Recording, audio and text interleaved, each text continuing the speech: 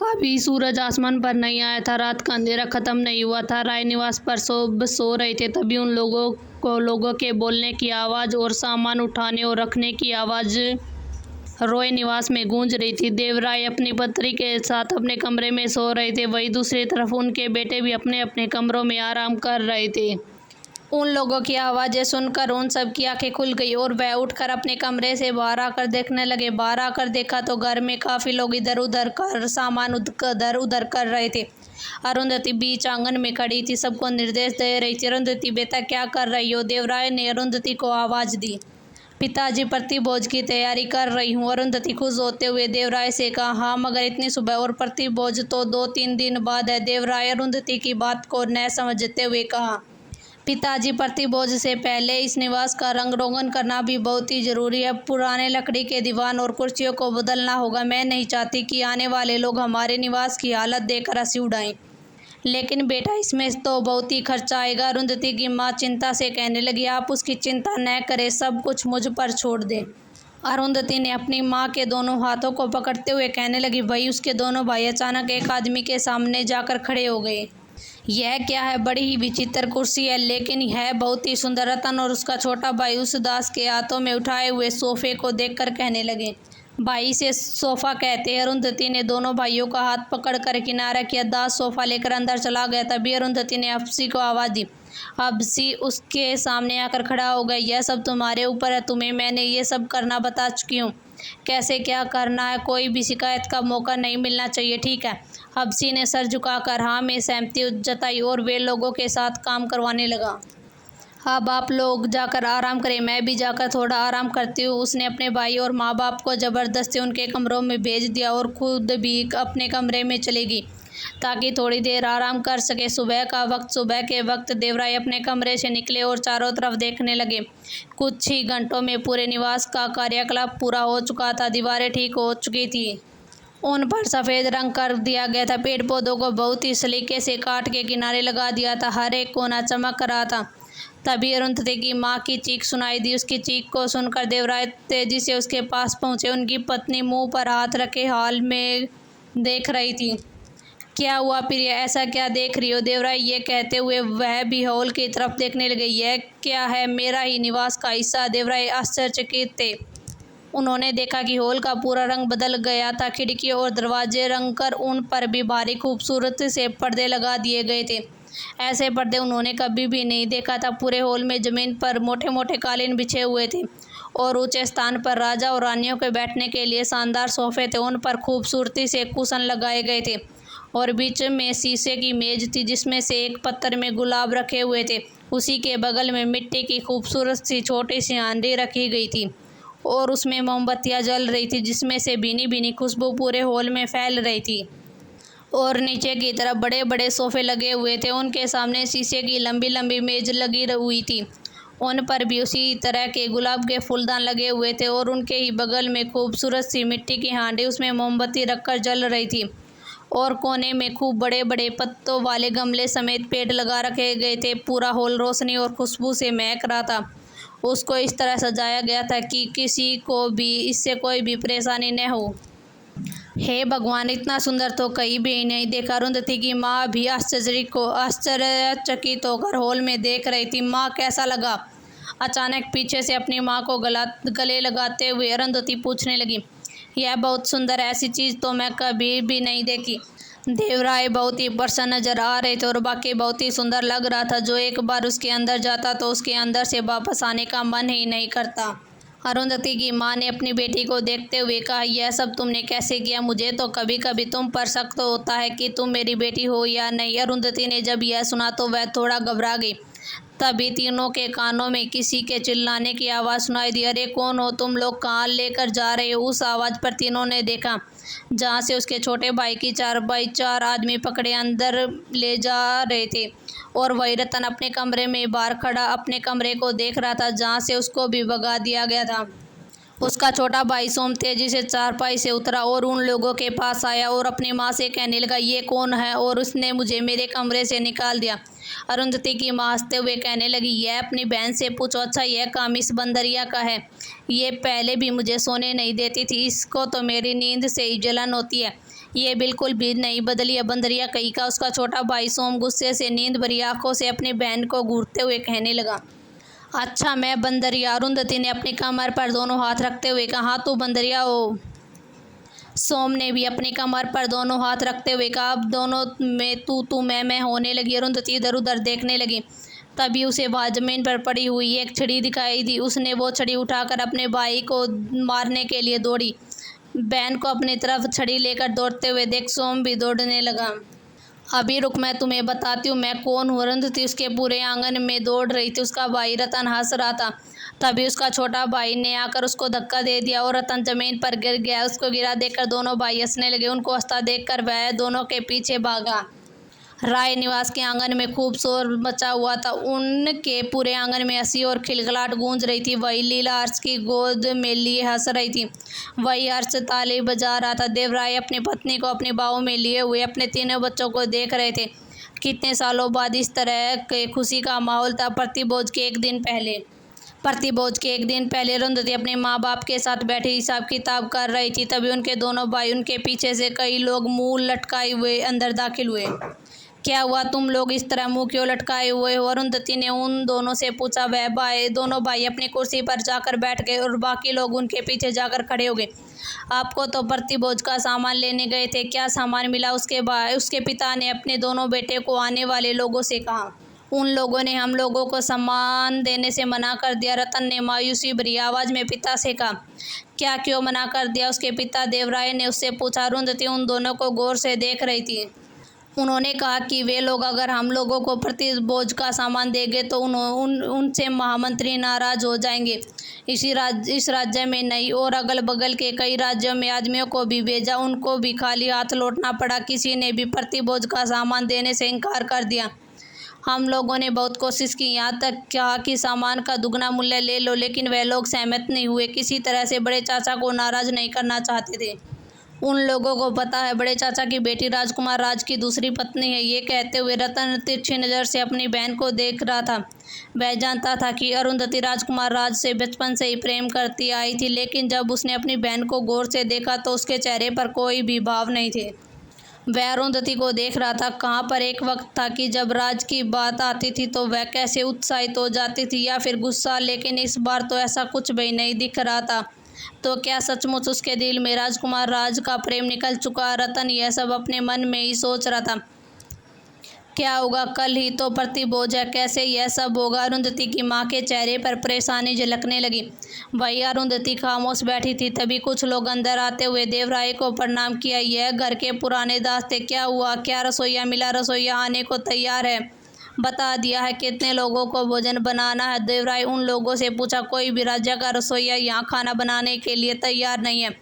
हम लोगों ने बहुत कोशिश की मनाने की, लेकिन वे लोग आने को तैयार नहीं हुए।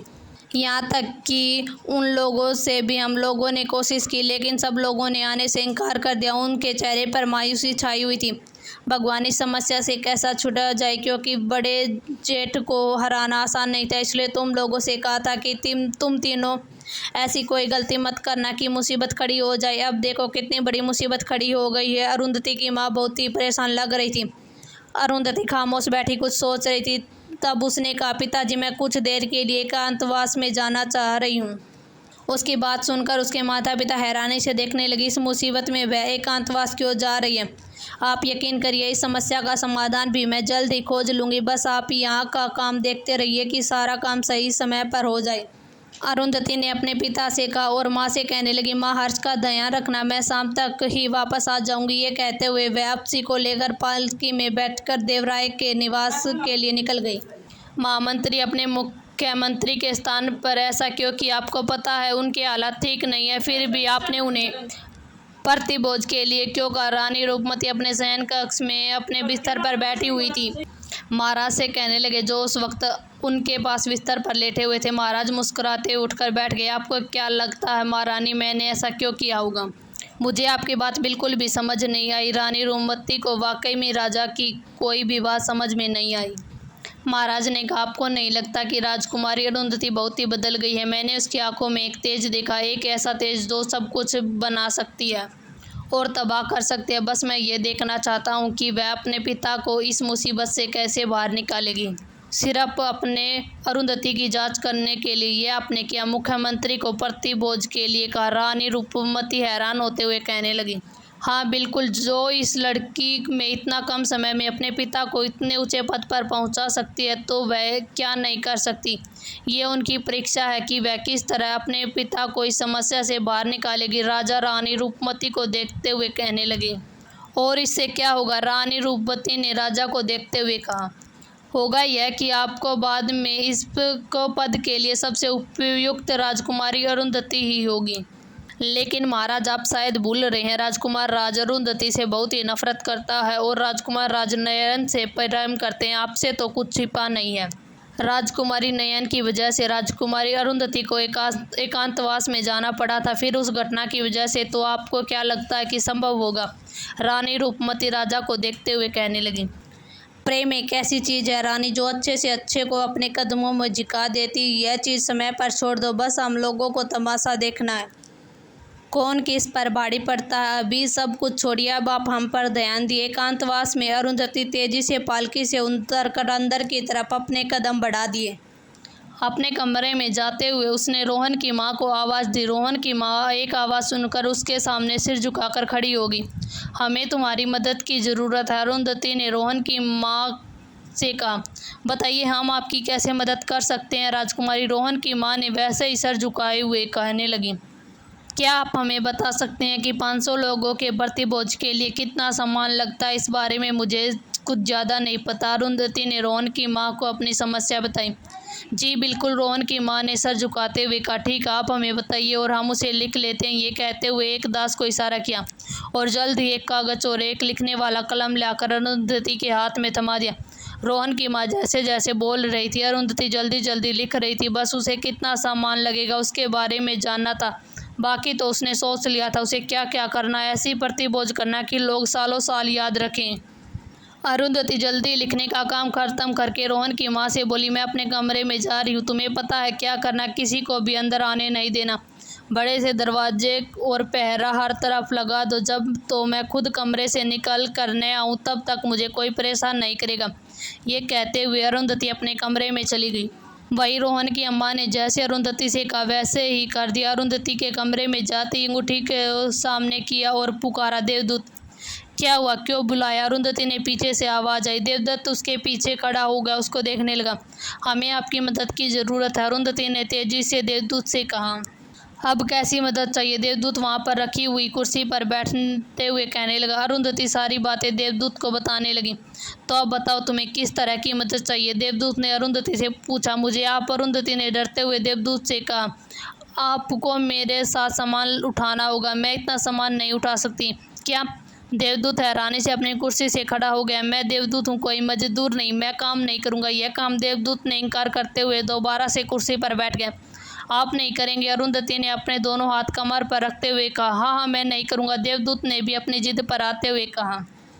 ठीक है, अरुंधति ने दोनों हाथ जोड़कर आसमान की तरफ देखने लगी। हे ईश्वर, आपने मुझे यह दोबारा जीवन दिया किसी उद्देश्य को पूरा करने के लिए, लेकिन यह मैं कार्य पूरा नहीं कर पाऊंगी जब तक कोई मेरी मदद नहीं करेगा। हे ईश्वर, अपने देवदूत को आपने हमारे लिए भेजा, लेकिन वह मेरा कोई कार्य पूरा करने में सहायता नहीं कर रहा। कृपा करके बिजली गिरा कर एक बार चेतावनी जरूर दीजिएगा, ताकि आगे से मेरा काम करने से इनकार न कर सकें।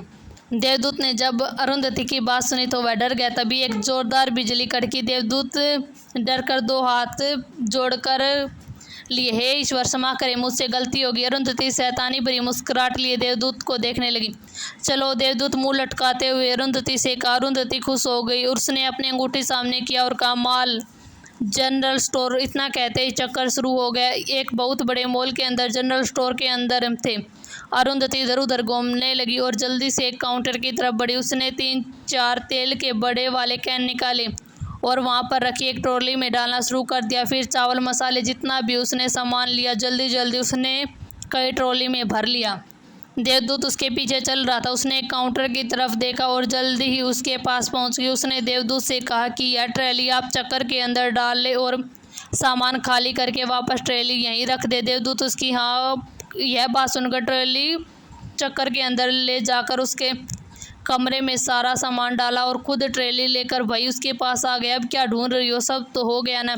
अरुंधति ने काउंटर पर रखी कुछ सोच ही रही थी। वह जल्दी से एक फूड की तरफ गई और उसमें से वहाँ से बहुत सारे मिनी समोसा, फिंगर चिप्स, टिक्की, इस तरह के सैकड़ों पैकेट निकाल कर ट्रॉली में डालने लगी। यह क्या है, बड़ी अनोखी चीज़ लग रही है। फिंगर चिप्स का एक पैकेट उठाते हुए देवदूत ने कहा। इसे फिंगर चिप्स कहते हैं। अरुंधति वैसे ही सामान निकालते हुए कहने लगी। क्या यह खाने लायक है? देवदूत ने उस पैकेट को देखते हुए कहा। यह बहुत ही स्वादिष्ट होता है। अरुंधति दूसरे साइड से निकलते हुए कहने लगी। क्या मैं भी इसे खा सकता हूँ? देवदूत ने लालची नज़रों से पैकेट को देखते हुए कहने लगा। हाँ, खा सकते हो, लेकिन एक शर्त है। अरुंधति ने मौका पर चौका मारा। उसने देख लिया था कि देवदूत किस तरह से लालची निगाहों से फिंगर चिप्स को देख रहा है। रहने दो, मैं इसे खुद ले सकता हूँ। देवदूत ने उसकी बात मानने से इनकार कर दिया। अरुंधति मुंह बनाकर दूसरी तरफ बढ़ गई, जहाँ पर ढेर सारी कॉफ़ी रखी हुई थी। जिस राज्य में वह रह रही थी वहाँ दूध की कमी नहीं थी और वह बहुत ही ठंडा राज्य था, जहाँ साल भर ठंड पड़ती रहती थी। ऐसे में अगर कॉफ़ी पीने को दी जाए तो क्या बात। यह सोचते हुए अरुंधति उत्साहित हो गई। जल्दी से 3-4 डिब्बे कॉफ़ी लिए और कई पैकेट शक्कर के लेकर ट्रॉली में रख दिए। ऐसे करते करते उसने बहुत सारा सामान लिए थे, जो प्रतिभोज को पूरा करने के लिए उसने सोचा था कि किस तरह से उसे प्रतिभोज को सफल बनाना है। अब देवदूत बोर होने लगा। बस करो ना, बहुत जल्द ही सामान है। देवदूत ने अपने पीछे खड़े 10-12 ट्रॉली को देखा, जिसमें सामान ऊपर तक भरा हुआ था। अभी कुछ सामान रह गया। अरुंधति को कुछ याद आया। वो जल्दी से जाकर मेयोनीज, चीज़ और पास्ता का सामान रख लिया और 2 पैकेट बड़े पास्ता लिया। उससे भी यह सब खाए हुए काफ़ी दिन हो गए थे। वह बहुत ज़्यादा उत्साहित थी। उसने अपने दोनों हाथ जोड़कर ईश्वर का धन्यवाद किया। वह पहले जीवन में आम औरतों की तरह शॉपिंग करना चाहती थी, आम लोगों की तरह रहना चाहती थी। ईश्वर ने इस जीवन में उसको ऐसा मौका दिया था। यह वह जिंदगी थी जो वह चाहती थी, जिसका वह भरपूर तरीके से जी रही थी। माँ बाप का प्यार, भाई का दुलार और माँ बनने का सबसे बड़ा सुख। इसलिए वह बहुत ही ज़्यादा इस प्रतिभोज को लेकर उत्साहित हो रही थी। उसने अपने जीवन में कभी किसी पार्टी या दावत में नहीं गई थी और न ही कभी किसी को उसने बुलाया था। अब चलते हैं वापस, अरुंधति ने देवदूत से कहा। जितना सामान अरुंधति मॉल के जनरल स्टोर से लिया गया था, वापस उतना ही सामान उस जगह पर आ गया। जल्दी दोनों चक्कर से बाहर निकले। जल्दी जल्दी दोनों ने मिलकर सामान को वही कमरे में रखा और ट्रॉली वापस इस मॉल के एरिया में वापस रख दिया। उन लोगों के वापस आने के बाद चक्कर धीरे धीरे बंद हो गए। अरुंधति पैर फैलाकर अपने बिस्तर पर लेट गई। शॉपिंग करना भी बहुत ही मुश्किल है, लेकिन मज़ा भी आया। यह कहते हुए अरुंधति अपने बिस्तर से उठी। उसने देखा देवदूत कुर्सी पर बैठे उसे घूर रहा है। क्या हुआ, तुम मुझे ऐसे क्यों घूर रहे हो? अब मैं जाऊं? देवदूत वहां से जाने को कहा। जाओ ना, रोका किसने? अरुंधति ने उसको जल्दी से जाने को कहा। मतलब यह भी नहीं कह रही थी कि रुक जाओ, कल प्रतिभोज खाकर ही जाना। मैं भी एक इंसान की दुनिया में एक दिन रहकर देख लेता हूँ। ये कहते हुए वह गायब हो गया। उसका देव का मुंह क्यों बना हुआ था? क्या मैं कुछ गलत बोल दिया? अरुंधति ने हैरानी से ही सोच रही थी।